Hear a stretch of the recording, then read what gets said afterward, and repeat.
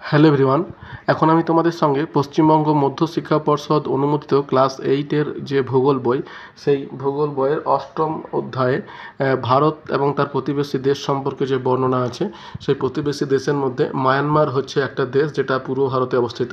তো এই মায়ানমার সম্পর্কে আমি তোমাদের সঙ্গে 2-4 কথা আলোচনা করব। তো তোমরা একটু মন দিয়ে শোনো, দেখো মায়ানমার সম্পর্কে অনেকটাই ধারণা তোমাদের পরিষ্কার হবে।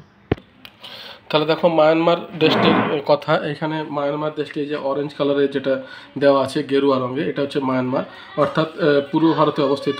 এবং এটা দেখতে পাচ্ছ এখানে অরুণাচল প্রদেশ, হ্যাঁ, তারপরে এখানে আসাম, ত্রিপুরা, এই সমস্ত রাজ্যের সঙ্গে এর বর্ডার আছে ভারতবর্ষের। এবং সামান্য অংশ বাংলাদেশের সঙ্গে রয়েছে, যেটা আমাদের দেশের নয়, এটা বাংলাদেশ। তো এইভাবে মায়ানমার অর্থাৎ পূর্ব ভারতের একটা প্রতিবেশী দেশ। অর্থাৎ এই যে দেশটা সম্পর্কে আজকে আমি তোমাদের সঙ্গে এই ভিডিওতে আলোচনা করব।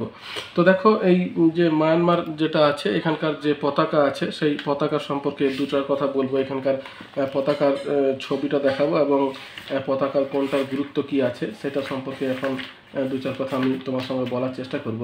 তো এই যে দেখো এখানে এটা হচ্ছে তোমার মায়ানমারের পতাকা, অর্থাৎ এই যে স্কোয়ার টাইপের আছে, উপরে আছে ইয়েলো, মাঝে আছে গ্রিন এবং শেষে আছে রেড কালার। তো এখানকার পতাকা বলছে জাতীয় পতাকার সবার উপরে হলুদ রং সংহতি ও ঐক্যের প্রতীক। হ্যাঁ, এটা হচ্ছে সংহতি এবং ঐক্যের প্রতীক। মাঝের সবুজ রংটা শান্তি সম্প্রীতি এবং নিচের লাল রংটা সাহস ও দৃঢ় সংকল্পের প্রতীক, লালটা। মাঝের সাদা তারা, অর্থাৎ এই যে স্টারটা যেটা আছে, সাদা তারা রাষ্ট্রের সম্মিলিত শক্তির প্রতীক। 2010-এর 21 অক্টোবর দুপুর 3টেই আনুষ্ঠানিকভাবে বর্তমানের পতাকা স্বীকৃতি পায়। তাহলে এটা কিন্তু খুব বেশি নয়, 2010 সালে কিন্তু এই পতাকাটা তোমার আনুষ্ঠানিকভাবে মায়ানমার থেকে স্বীকৃতি দেওয়া হয়। তো যাই হোক, এটা হচ্ছে এখানকার পতাকা এবং পতাকার তোমার গুরুত্ব। এবার দেখো এখানে আমরা 2-4 কথা এই দেশটা সম্পর্কে আমরা জানবো। সেটা হচ্ছে দেখো, এটা তোমার উচ্চতম শৃঙ্গ হচ্ছে কাকাবোরাজি, এখানকার মায়ানমারে অবস্থিত উচ্চতম শৃঙ্গ। প্রধান নদী হচ্ছে ইরাবতী। তারপর রাজধানী হচ্ছে তোমার নেপাইদাও। প্রধান ভাষা হচ্ছে বর্মী ভাষা বা বার্মা ভাষা।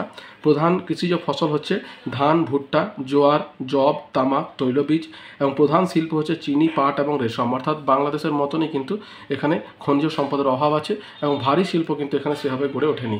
প্রধান প্রধান শহর কি আছে? ইয়াঙ্গন, মান্দায়ন এবং মৌলমেন। তাহলে এইগুলো হচ্ছে এখানকার প্রধান প্রধান শহর। তো এটা গেল তোমার প্রধান প্রধান শহর সম্পর্কে। এবার তোমার যেটা আছে দেখো, এখানে কয়েকটা কথা আমরা আলোচনা করব যে এখানকার শিল্প এবং খনিজ সম্পদ সম্পর্কে। দেখো মায়ানমার যে দেশটা আছে, 1935 সালে ব্রহ্মদেশ ভারত থেকে বিচ্ছিন্ন হয় 1935 সালে।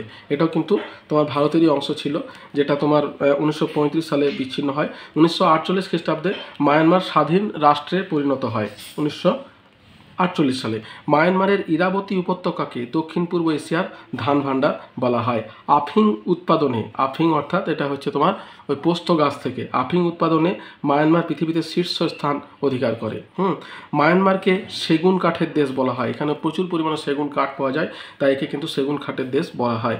মায়ানমারকে প্যাগোডার দেশ বলে। মায়ানমারের দীর্ঘতম নদীর নাম হচ্ছে ইরাওয়াদি। তাহলে এই হচ্ছে তোমার মায়ানমার সম্পর্কে আমাদের 2-4টে কথা। এরপর দেখো মায়ানমারের কৃষিজ ফসল এবং শিল্পগুলো কী কী আছে এটা তো আলোচনা করলাম, তবু একবার। মায়ানমারের জলবায়ু এবং মৃত্তিকা কৃষিকাজের উপযোগী। এই দেশে বিভিন্ন প্রকার ফসল উৎপন্ন হয়, ধান, ভুট্টা, জোয়ার, যব, তামাক, তৈলবীজ প্রভৃতি। এই দেশ কৃষি নির্ভর শিল্প গড়ে উঠেছে, যেমন চিনি শিল্প, পাট শিল্প, রেশম শিল্প, এগুলো কিন্তু এখানে গড়ে উঠেছে। এরপর দেখো এখানে মায়ানমারের খনিজ এবং বনজ সম্পদের বিবরণ হচ্ছে। মায়ানমার খনিজ সম্পদ সমৃদ্ধ একটি দেশ, তাই দেশের ইরাবতী এবং চিন্দুইন নদী উপত্যকায় পাওয়া যায় খনিজ তেল। সান মালভূমিতে আছে সীসা, দস্তা, ম্যাঙ্গানিজ, টাংস্টেন, টিন। পাটাপেট অঞ্চলে পাওয়া যায় লৌহ আকরিক এবং কয়লা পাওয়া যায় সিন্দুইন উপত্যকায়। অর্থাৎ প্রথমে যেটা ভাবছিলাম যে মায়ানমার খনিজ সম্পদে সমৃদ্ধ নয়, কিন্তু কিছুটা হলেও কিন্তু পাওয়া যায়। মায়ানমার বনজ সম্পদে সমৃদ্ধ। এদেশের পার্বত্য অঞ্চলে জন্মে শাল, সেগুন, পিনকোড, ইঙ্গিন, বাঁশ প্রভৃতি। মায়ানমারের সেগুন কাঠ বর্মিজ টিক বিশ্ববিখ্যাত। এদেশের মধ্যভাগের সমভূমি ও অন্যান্য অঞ্চলে পর্ণমোচী উদ্ভিদ জন্মায়। 100 সেমির কম বৃষ্টিপাতযুক্ত ঝোপঝাড় এবং উপকূল অঞ্চলে জন্মায় ম্যানগ্রোভ অরণ্য।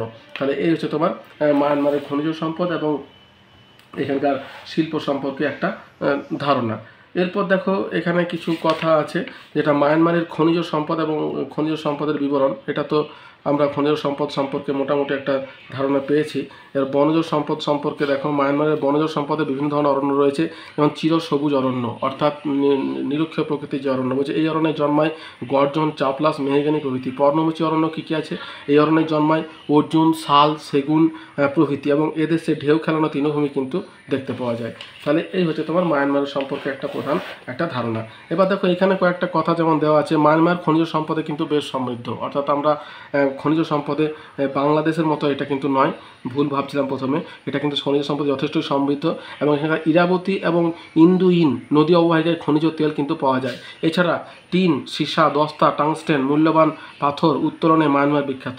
মূল্যবান রত্ন হিসাবে পদ্মরাগমণি খ্যাতি বিশ্বজোড়া। তাহলে পদ্মরাগমণি আর বার্মার কাঠ, হ্যাঁ, যেটা সেগুন কাঠ, এটার জন্য কিন্তু মায়ানমার বিখ্যাত। মায়ানমারে নানা ধরনের অরণ্য দেখা যায়, গর্জন, চাপলাস, মেহগিনি মতো চিরসবুজ বৃক্ষ, অর্জুন, শাল, সেগুনের মতো পর্ণমোচী বৃক্ষ, আবার ঢেউ খেলানো তৃণভূমিও লক্ষ্য করা যায়। ঠিক আছে, তাহলে এই হচ্ছে তোমার মায়ানমার সম্পর্কে মোটামুটি একটা ধারণা। দেখো যদি ভিডিওটা তোমাদের ভালো লেগে থাকে তাহলে একটা লাইক দিও, বন্ধুদের সঙ্গে শেয়ার করো, আর চ্যানেলটা সাবস্ক্রাইব করে রাখো। যদি কোনো প্রশ্ন থাকে আমাকে কমেন্ট বক্সে কমেন্ট করো, আমি তোমাদের প্রশ্নের উত্তর দেওয়ার যথাসাধ্য চেষ্টা করব। তাহলে এতদূর পর্যন্তই, দেখা হচ্ছে পরের ভিডিওতে। ধন্যবাদ।